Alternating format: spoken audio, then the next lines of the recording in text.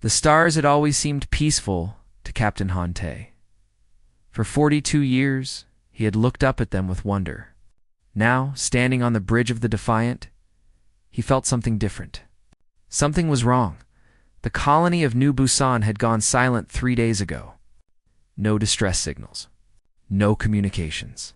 Just silence. Earth Command had sent Hante to investigate, and as his ship dropped out of faster-than-light travel, he felt ice in his stomach. The planet looked normal from orbit. Blue oceans, green forests, white clouds. But the northern settlement showed no lights, no heat signatures, nothing. "Take us down," Hante ordered.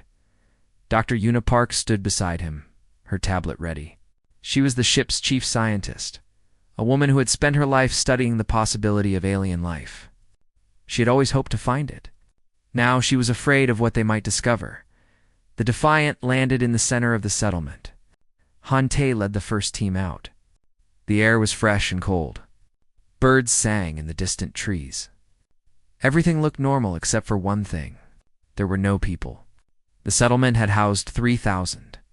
Colonists, farmers, teachers, children, all gone. Una knelt beside a metal wall and touched deep scratches in the surface. "These aren't from any tool I know," she said. Her voice was quiet. "Look at the pattern. 5 marks, like claws. But the spacing is too wide for any Earth animal." Hante felt his heart beat faster. "Search everything. Find something that tells us what happened." His crew spread out through empty streets.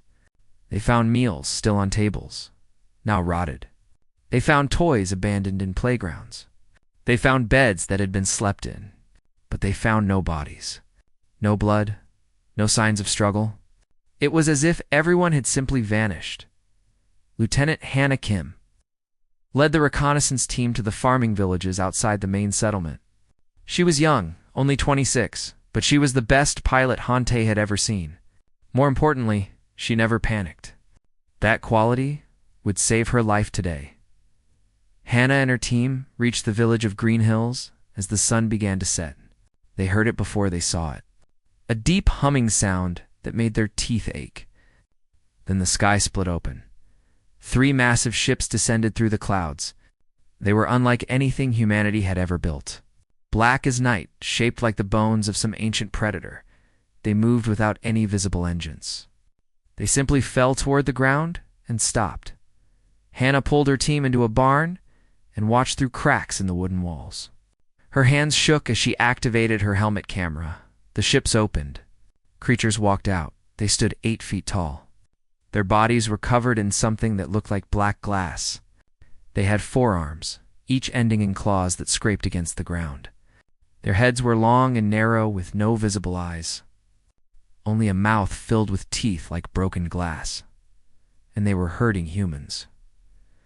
Hannah watched as the creatures pushed men, women, and children into glowing containers. The people did not scream. They did not fight. They walked like they were asleep, their eyes empty and distant. One of Hannah's team members made a sound. Just a small gasp.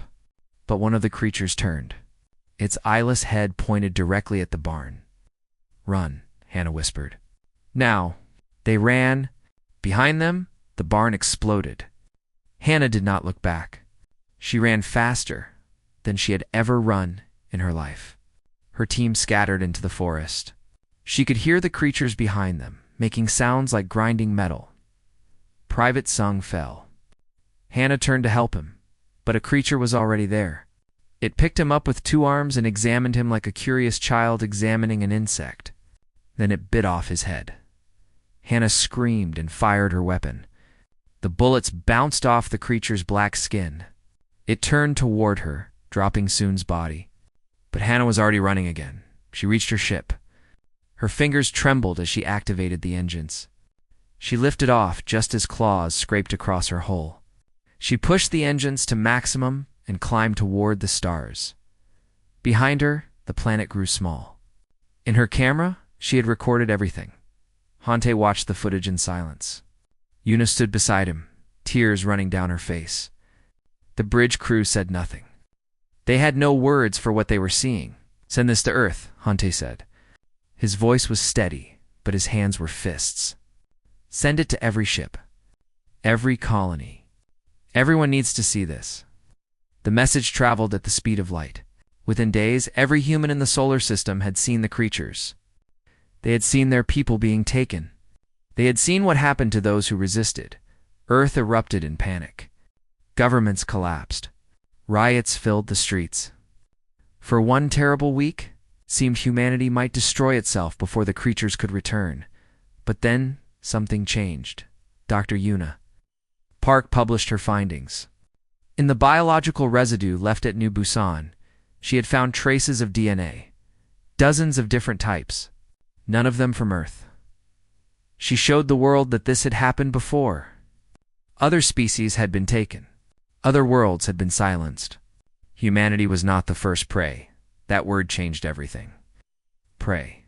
The creatures did not see humans as enemies or threats. They saw them as animals to be hunted, food to be harvested. The panic turned to anger. The anger turned to determination. Across the planet, old enemies shook hands. Wars that had lasted generations ended overnight. Religious leaders stood with scientists. Soldiers stood with farmers. For the first time in history, humanity was truly united because now they understood. This was not a problem they could negotiate. This was not a misunderstanding they could explain. The universe had predators, and those predators had found Earth. Captain Hante stood on the bridge of the Defiant and watched the stars. Somewhere out there, the creatures were planning their next hunt. They thought humanity was weak. They thought humans would run or hide or beg for mercy. They were wrong. Hante opened a channel to Earth Command. "This is Captain Hante of the Defiant. Request permission to begin combat training for all crew. We're going to learn how to fight these things. And then we're going to teach them what happens when they hunt humans." The response came immediately. "Permission granted, Captain." "And Hante? Make them pay." Hannah Kim sat in her quarters, watching the footage again and again. She could not forget Private Sung's face. She could not unhear the sound of those jaws. She had been a pilot because she loved flying. Now she had a new reason. She was going to find every one of those creatures, and she was going to kill them all. The hunt had begun. But humanity was about to teach the galaxy that, sometimes, the prey hunts back. The ship fell from the sky like a dying bird. It burned through Earth's atmosphere and crashed into the Pacific Ocean, sending waves taller than buildings racing toward the shore. Within the hour, every military force on Earth was racing toward the crash site. Colonel Wude arrived first. He was a hard man with gray hair and eyes that had seen too many wars. But nothing had prepared him for what he found inside the alien vessel. The ship was damaged beyond repair. Its black walls were cracked and melting. Strange fluids leaked from broken tubes. And in the center of it all, something was still alive. It was not one of the predators.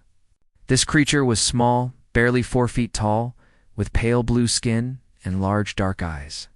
Its body was thin and fragile, covered in scars that looked very old. It breathed weakly, its small chest rising and falling. "Don't touch it," one of the soldiers said. "It could be dangerous." Wude knelt beside the creature. It looked up at him with those dark eyes. It looked afraid, but it also looked hopeful, like a prisoner who had finally escaped. "Get the medical team," Wude said, "and get Dr. Park." Now, they brought the creature to a secure facility underground. Unipark worked for days to understand its biology. The creature was dying, but it seemed determined to stay alive long enough to deliver a message. Engineer Hayon Su built a translation device using the alien ship's computers. He was a quiet man who preferred machines to people, but his hands were steady and his mind was brilliant. After 72 hours without sleep, he finally made it work. The creature's name was Tal. It was an elder of a species called the Mori, and what it told them changed everything. "We are slaves," Tal said through the translator. Its voice was soft and tired. "My people have been slaves for 400 of your years. The hunters came to our world when we were young. They took our strongest. They killed our bravest. And they made the rest of us serve them. Admiral Q Sung stood in the corner of the room, his face like stone. He was the head of the United Earth Defense Council, the most powerful military position on the planet. Tell us about the hunters. They call themselves the Vec, Tal continued. They are the apex predators of the galaxy. They believe it is their right to hunt all lesser species. But they do not hunt for food or sport. They hunt for a different reason. What reason? Yuna asked gently.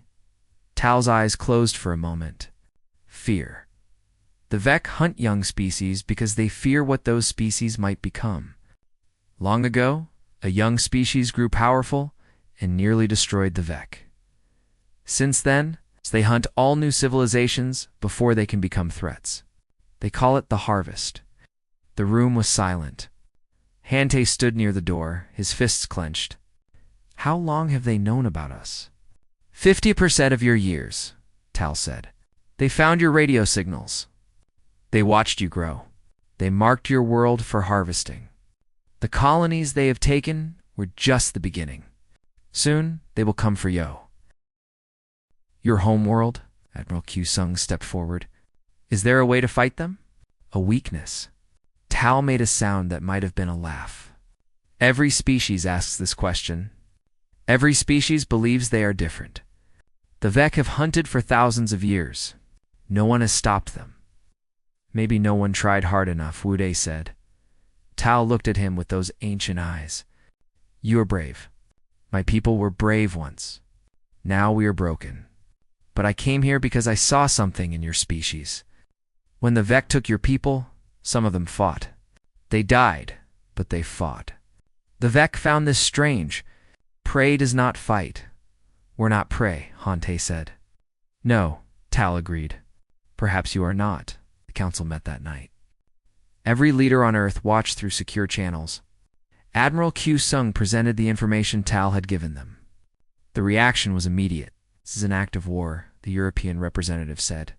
They have been killing our people for years. They declared war on us before we knew they existed, the African representative added. Every disappearance, every lost ship, every silent colony, it was all them. Admiral Q Sung nodded. The question is simple. What do we do about it? The room erupted in debate. Some wanted to hide. Some wanted to negotiate. Some wanted to surrender and hope for mercy. But one voice cut through the noise. It was Hante. He had not been invited to speak, but he spoke anyway. There is no negotiation with predators. There is no mercy from hunters. They have taken our people, our children. They have eaten them like animals. And they will not stop until we are all gone. What do you suggest, Captain? The American representative asked. Fight, Hante said. Build weapons. Train soldiers. Learn everything we can about them. And when they come for Earth, we make them regret it. We make them bleed for every meter of our soil. We make the cost so high that they never come back. The vote was unanimous. Earth would not hide. Earth would not surrender. Earth would fight. Over the next weeks, humanity transformed. Factories that had made cars now made weapons. Schools taught combat alongside mathematics. Every man and woman who could hold a weapon was trained to use it. Scientists worked day and night to understand alien technology. Tal helped them. Despite its dying body, it shared everything it knew. Vec ship designs. Vec patrol routes. Vec weaknesses. The translator allowed Hansu to access the crashed ship's databases. What they found there was a treasure beyond price. Their weapons are based on plasma, Hyunsu explained to the council.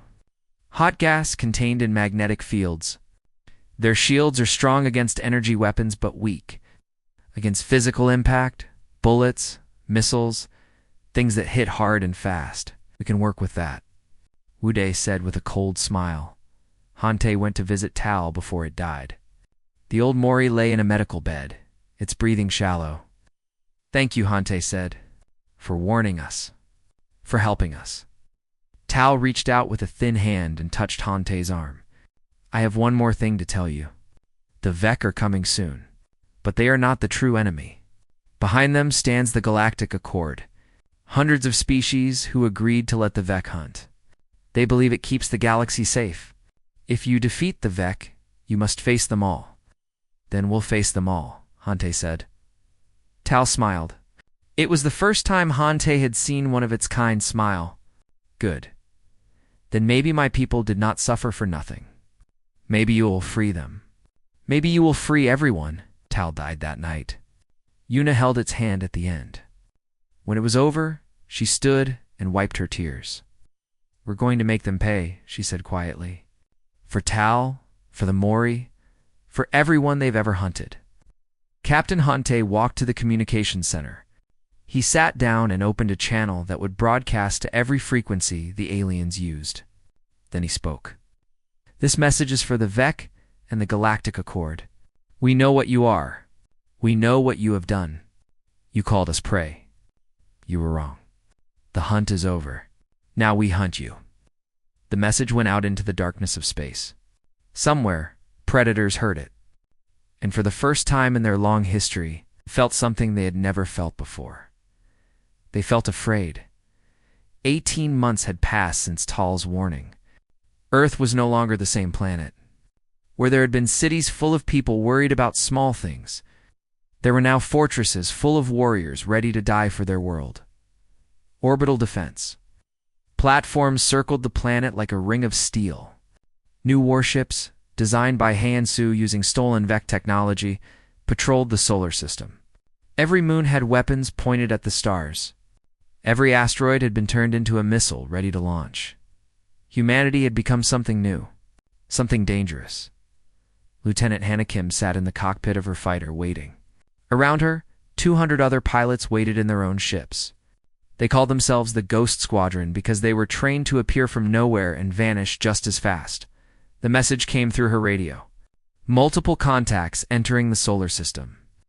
Vec hunting fleet. 47 ships.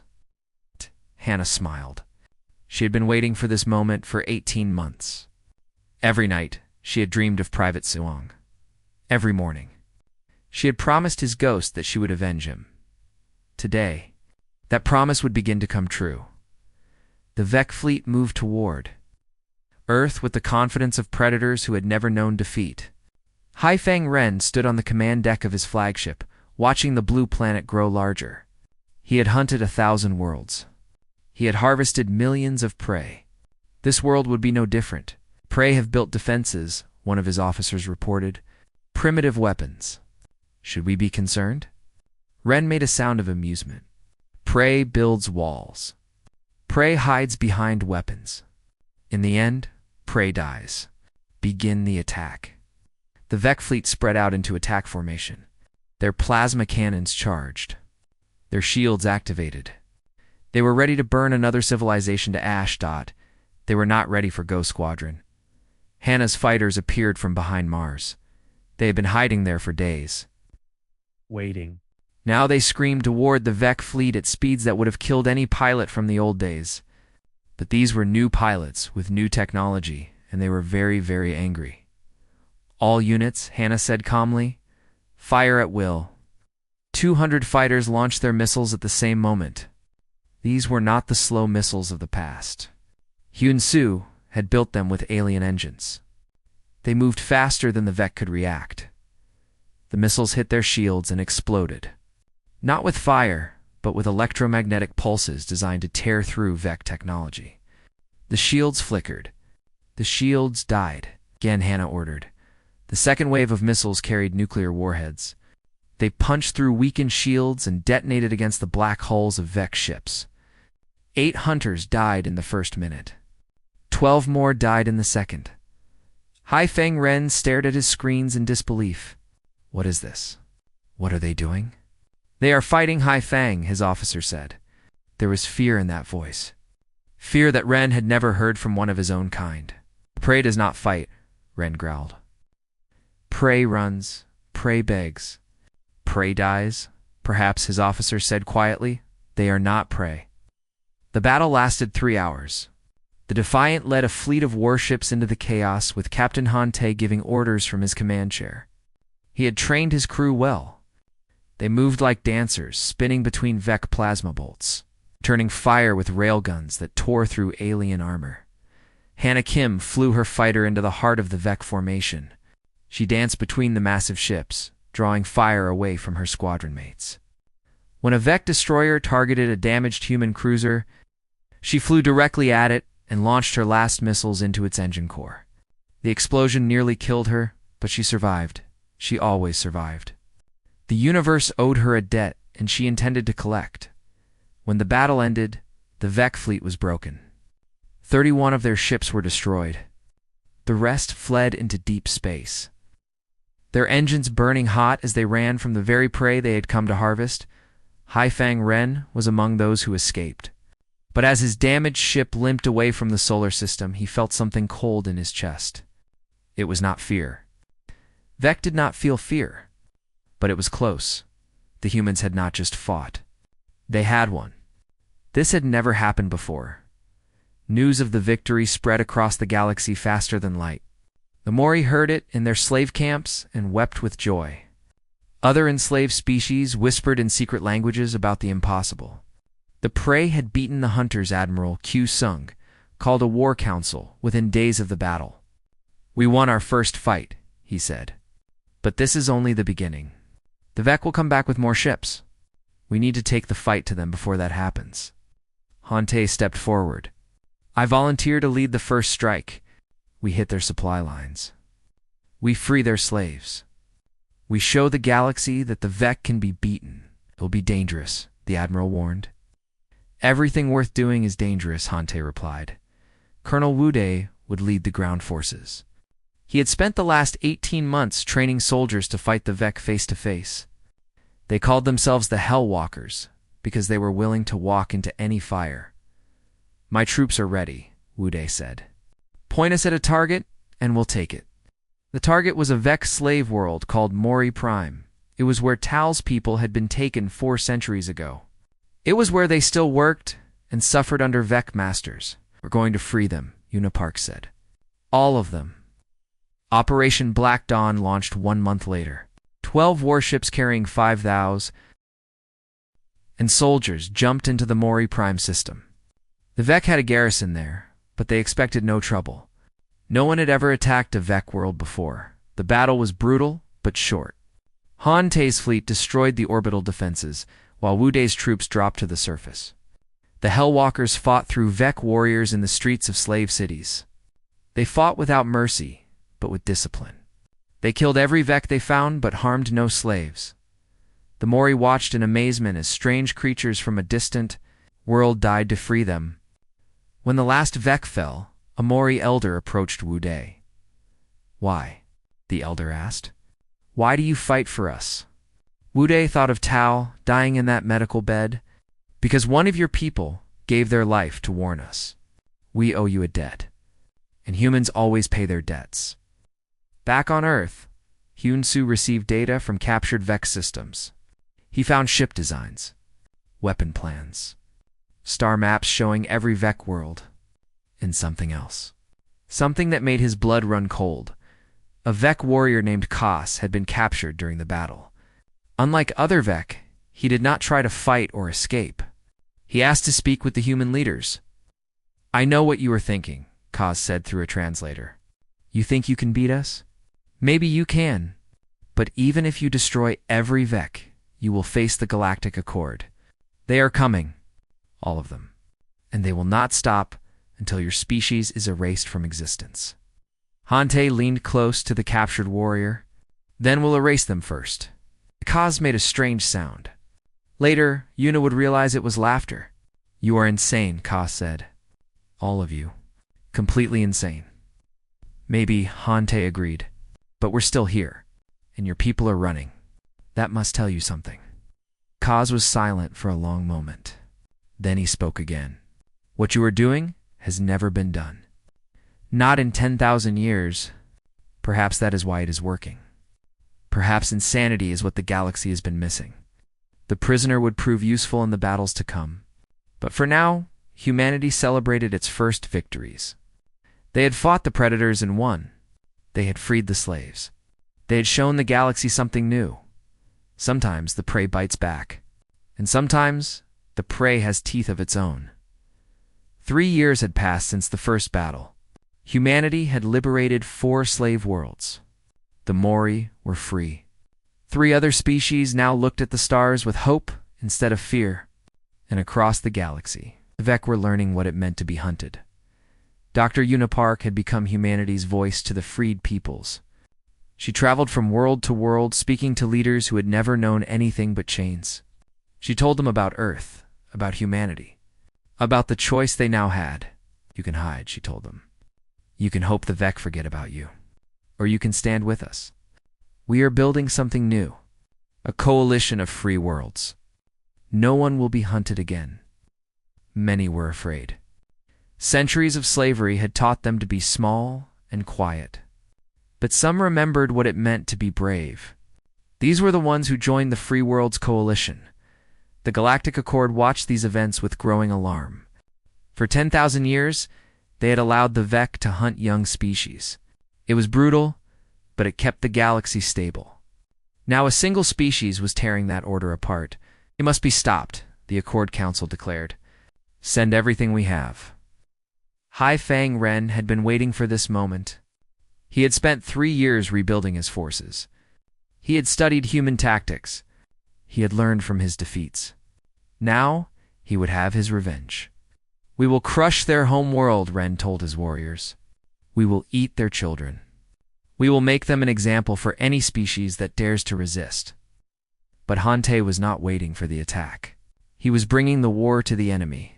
The Defiant led a fleet of 30 ships toward Vec Prime, the home world of the Hunters.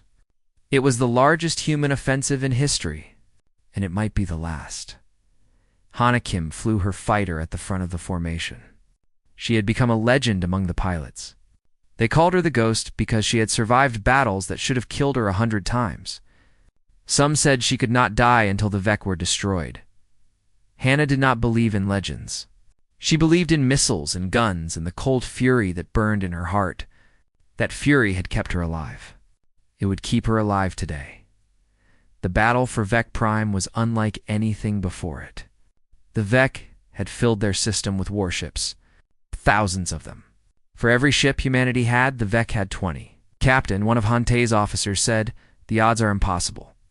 Hante smiled. "Then the Vec won't expect us to attack. Let's surprise them." The Defiant charged directly at the Vec formation. Every other human ship followed. They fired everything they had: missiles, railguns, nuclear weapons. The space around Vec Prime filled with fire. The Vec fought back with plasma and claws. Human ships died by the dozen. But so did Vec ships. And unlike the Vec, the humans did not hesitate. They did not stop. They kept coming, even when their ships were burning around them. Hante was wounded when a plasma bolt tore through his bridge. Metal fragments cut his arm and chest. His first officer tried to pull him to safety, but Hante pushed him away. "We're not retreating," he said through bloody teeth. "Keep firing." On the surface of Vec Prime, Colonel Wude led his Hellwalkers through streets filled with enemies. They had dropped in pods that crashed through Vec defenses. Now they fought meter by meter toward the palace where Hai-Fang Ren commanded his forces. Hannah Kim flew them in. Her fighter was damaged from a dozen hits, but she landed it perfectly in the palace courtyard.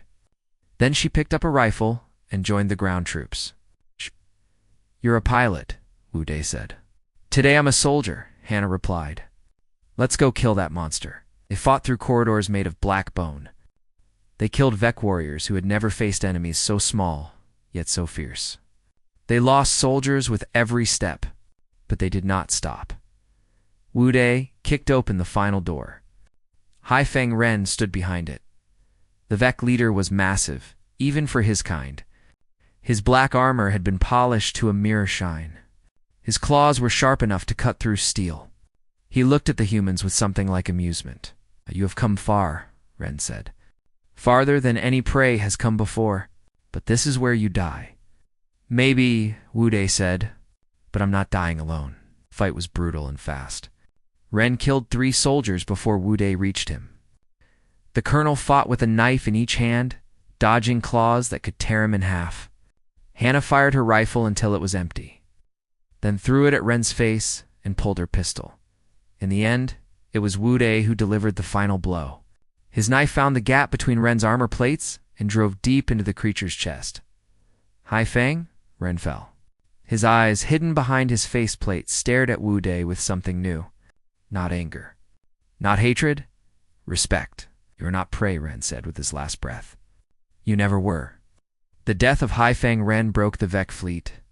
Without their leader, they lost their courage. They fled Vec Prime, leaving their home world in human hands. But the victory was costly. Half the human fleet was destroyed. Thousands of soldiers were dead. Hante himself was barely alive, kept breathing by machines, and the war was not over. The Galactic Accord sent its ultimatum as humanity celebrated. Their message was clear: surrender, accept harvesting, or face the combined might of 100 species. Admiral Q Sung gathered the leaders of the Free Worlds Coalition. He showed them the message. He let them see the numbers. 100 species. 10,000 ships. More weapons than humanity could count. They want an answer, the Admiral said. Dr. Una Park stepped forward. Then let's give them one. She opened a channel that would broadcast to every corner of the galaxy. Her voice was calm, but carried the weight of a species that had refused to die. To the Galactic Accord, she said, we received your message. Here's our answer. We were born on a small world. We survived ice that covered our lands. We survived fire that burned our forests. We survived plagues that killed millions. We survived ourselves even when we tried to destroy each other. She paused and looked at the faces around her. Humans. Mori. Members of 3 other freed species. All of them watching. All of them ready. Called us prey because we were young. You were wrong. We are not prey. We are humanity. And we do not surrender. Not to you. Not to anyone. Not ever across the galaxy. 100 species heard this message. Many of them laughed. Some of them worried.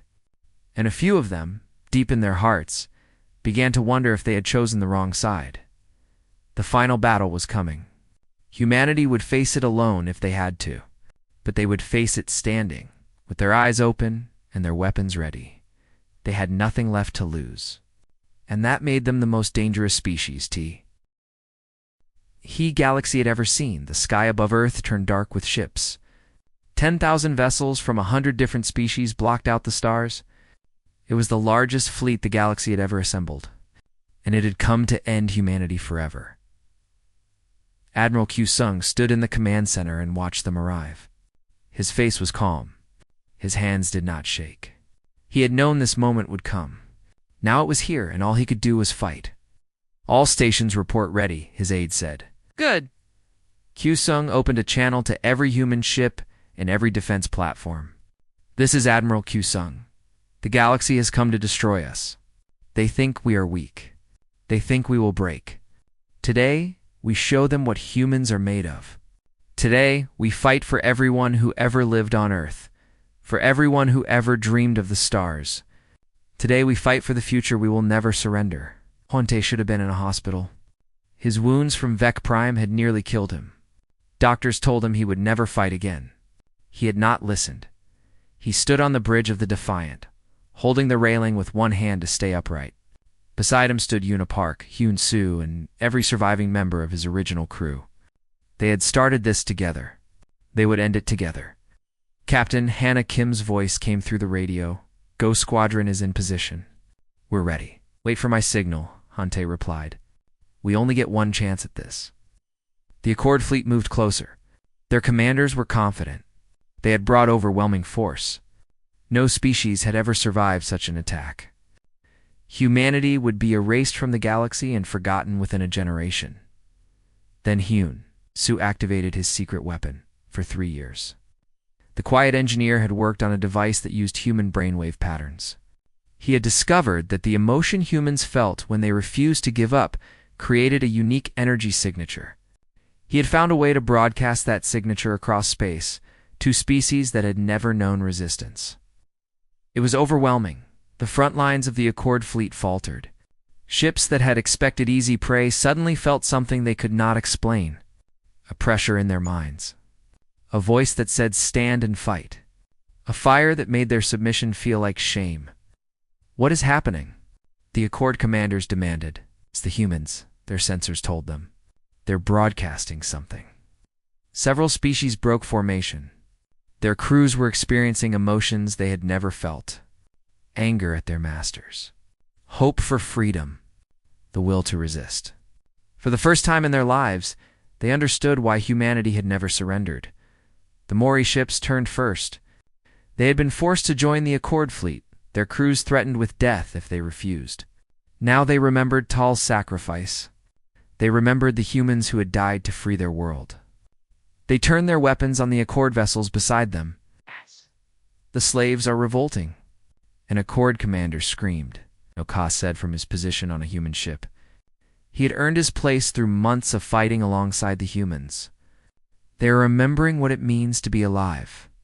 3 more species switched sides. Then 5 more. Then a dozen. The Accord fleet tore itself apart as centuries of anger exploded all at once. Hante seized the moment. "All ships, attack now." The Defiant led the charge. Human warships crashed into the confused Accord lines like wolves into a flock of sheep. Hannah's Ghost Squadron appeared from hiding spots throughout the solar system. Striking from impossible angles, the battle raged for hours. Ships died by the hundreds. Earth's orbital defenses fired until their barrels melted. Soldiers in spacesuits fought hand-to-hand on the hulls of damaged vessels. The Accord flagship made one last push toward Earth if they could destroy humanity's homeworld. They believed the resistance would collapse. They were wrong. Hante flew the Defiant directly into their path. His ship was damaged. His crew was exhausted. But none of them hesitated, Captain, his first officer, said. "We can't stop a ship that size." "You don't have to stop it," Hante replied. "We just have to slow it down." The Defiant rammed the Accord flagship at full speed.